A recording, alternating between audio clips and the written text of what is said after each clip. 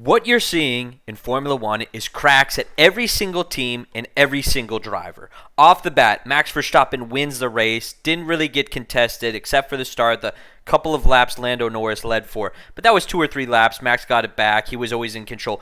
But you're seeing a Red Bull that is no longer a 20, 30-second gap to a team. You're seeing a Red Bull team that is not dominating. You saw in Austria, now you saw in Silverstone at the British Grand Prix. Second part of this is McLaren back? Are they going to have this pace? Lando Norris and Oscar Piastri crushed it at the Grand Prix.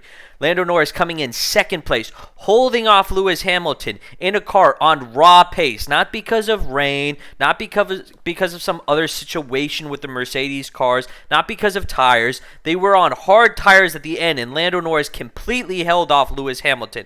So is Mercedes taking a step back or a step forward with these upgrades? Okay, you saw Lewis Hamilton. He is cracking at every point. Everybody thought Lewis Hamilton was the best Formula One driver of all time. It's the same situation with Sebastian Vettel. You have a guy who is not the greatest driver. He had the greatest car and the greatest situation of all time at Mercedes. And before that, unlike all these other drivers, unlike a Max Verstappen who had to come into an AlphaTauri, Lewis Hamilton right away had the best car possible.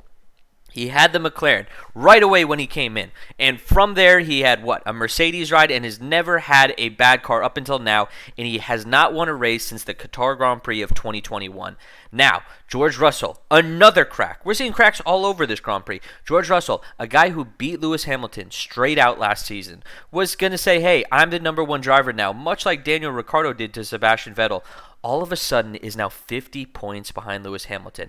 I always said Lewis Hamilton's biggest challenge is not to be better than Max Verstappen.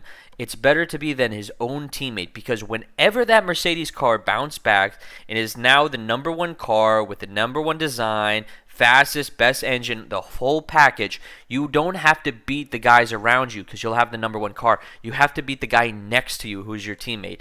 It seems like they've gone in that direction. I think George Russell is still probably a better driver when it just comes to pure pace and speed, but Lewis Hamilton's understanding of the car and the way they're building the car around him, which they've opted for, is really going to be not beneficial towards George Russell. It's going to be a huge blow.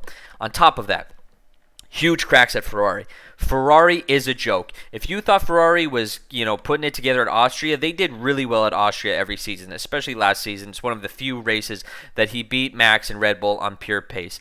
It was a joke today. They were running okay, but then they put on hards, which no one understood why anyone was putting on hards. George Russell, all the data, all the telemetry said that the soft is the best way to go. They put on hards. Charles Leclerc and Carlos Sainz in a Ferrari were battling with the Williams of Alex Albon, and you can say, yeah, the Williams have been doing well. You tell me a weekend ago that Ferrari ever thought they were going to have to face the Williams? They'd have to be fighting off the Williams of Alex Albon? Total joke to them. Same thing with Aston Martin. They brought those upgrades in Canada. Alonso said there was some issue in Canada where he could have even fought Verstappen for the win, potentially. That's all in air quotes. We don't know if that's true or not. But, just out of it, not really had the pace or anything like that. So it was a big stinker pretty much for Aston Martin as well. Sergio Perez, 16th to 6th, not really great. Is he going to be dropped from Red Bull? I'm starting to believe so, yes, if he keeps doing these qualifying situations where he has to come back from the back of the pack and can only get up to around 5th or 6th, he will be dropped soon enough, possibly in a season. Fernando Alonso, will he stay at Aston Martin? Probably, unless he can find a better seat at one of those situations. Logan Sargent, I thought was pretty good, rookie guy in that Williams car. We'll have to see. Nick DeVries completely out. He's out of that seat. Mark my words, maybe they'll let him get to the Dutch Grand Prix. He will not be in an AlphaTauri past the Dutch Grand Prix. If they replace him now, they will be losing no points whatsoever. And the two cars of Alpine, you're starting to see why Oscar Piastri was right. At first we were saying, he made a total mistake. No, he did not.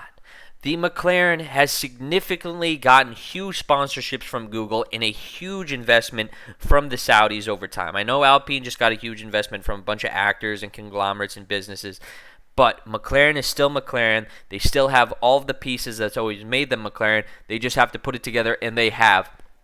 Will this maintain throughout the next Grand Prix? I hope so, because I want somebody to battle with Mercedes and Ferrari. And McLaren, when I was growing up, was the top team other than Ferrari. It was McLaren, Ferrari, McLaren, Ferrari. Can they come back? It'll be interesting to see. It just seems like everyone was cracking at this Grand Prix. Every single team, other than pretty much McLaren, had a crack in them. You know, the Haas with Kevin Magnussen, that fire, not really his fault. The AlphaTauris both suck. Zhou and Alfa Romeo and Bottas, I would just drop both of them. I think they thought Zhou would give in a bunch of sponsors. Totally didn't have it.